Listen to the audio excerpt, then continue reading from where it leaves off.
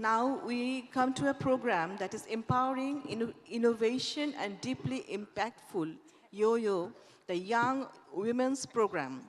This initiative is more than just a treatment framework. It is movement to ensure the young breast cancer patient receive holistic, patient-centered support. To tell us more, please welcome Dr. Mai June. I'm requesting her to present her topics.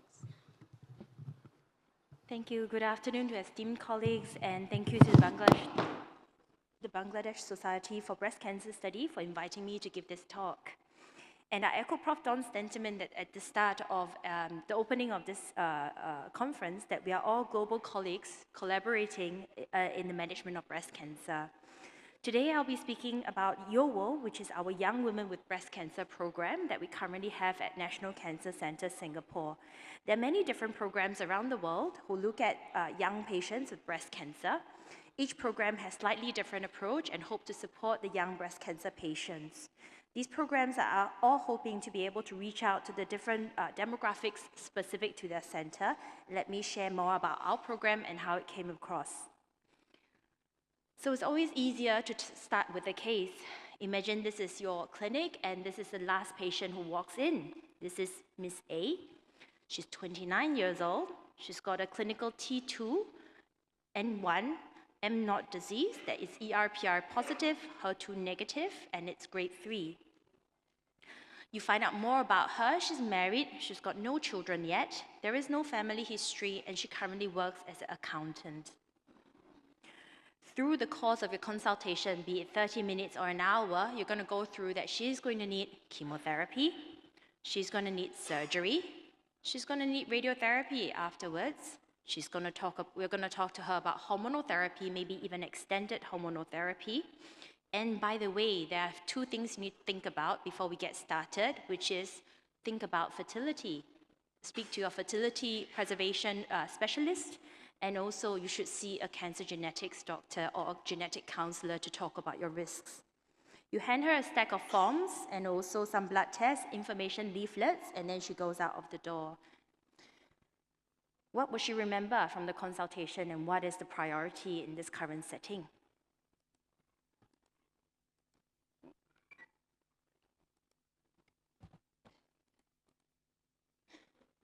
So you will ask, why young women, and why do we choose to focus on the young women? What's so special?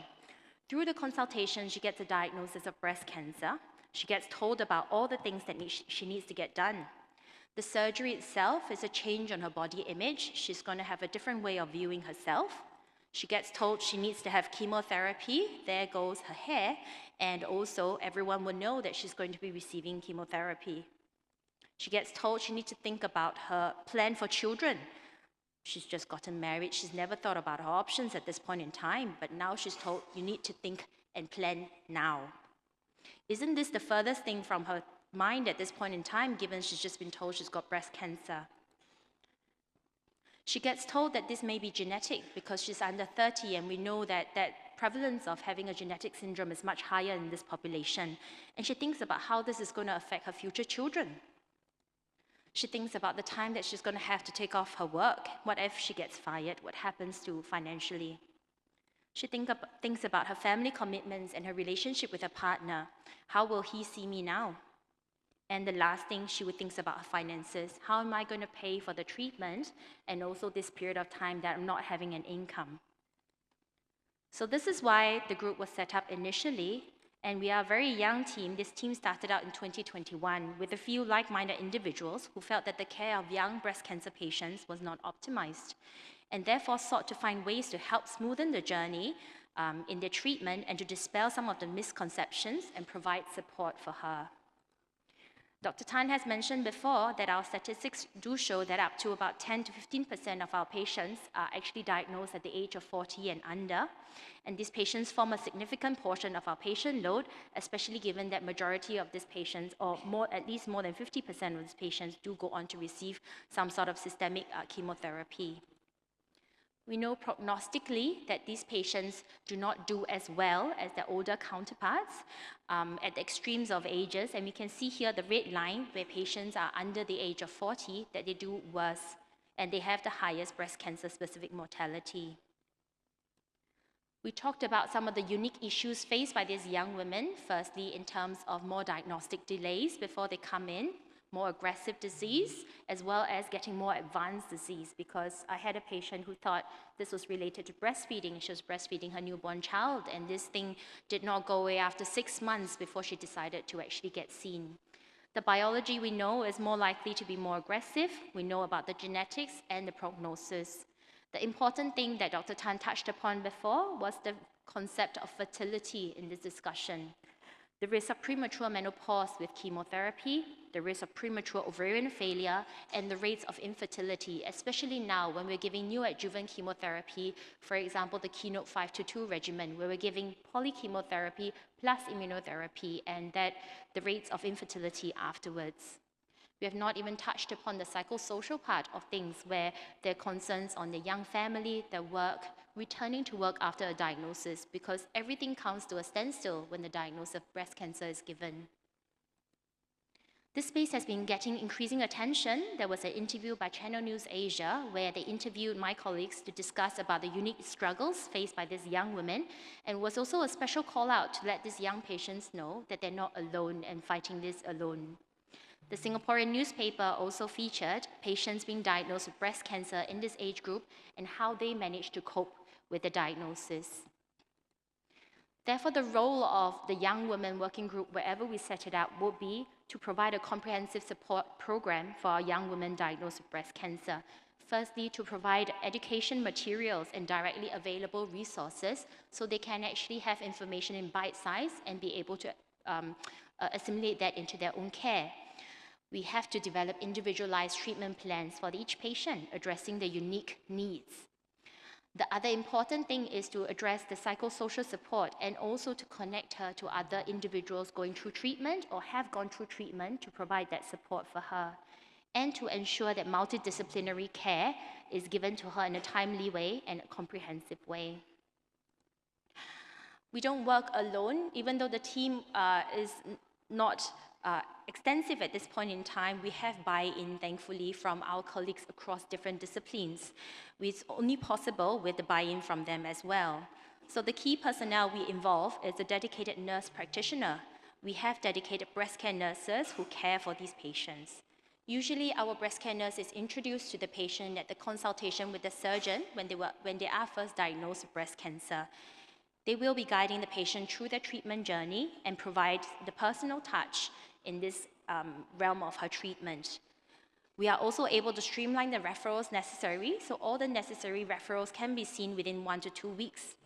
Generally, our fertility and reproductive specialists have made special arrangements such that patients can be seen usually the next day or within 1 week of the diagnosis and the consultation.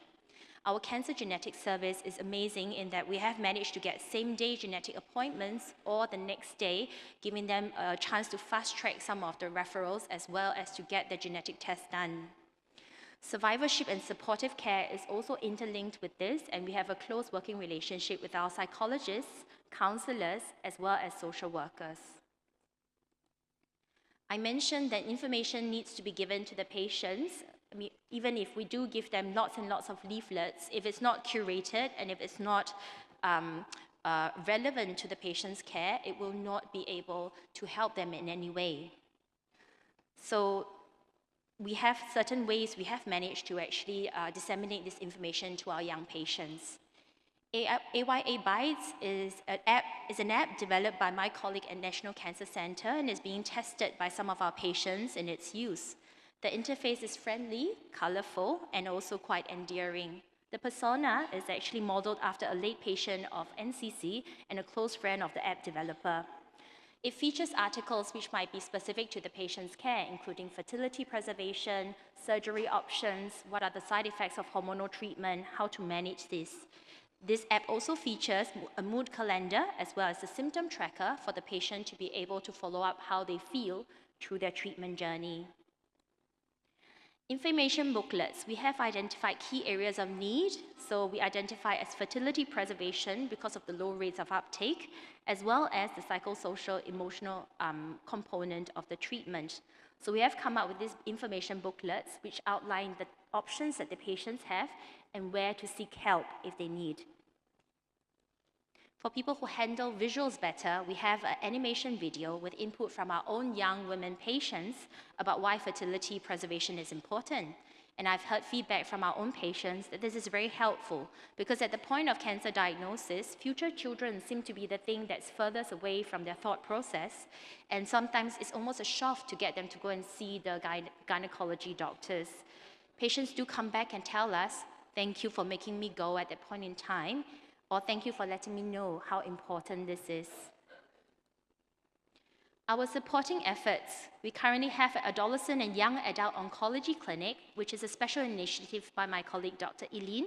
This is a one-stop clinic, which is pan-tumor to discuss issues specific to patients' needs, including their distress, the sexuality, survivorship concerns, genetics, and other things that they might be able to bring up and elucidate at this consult.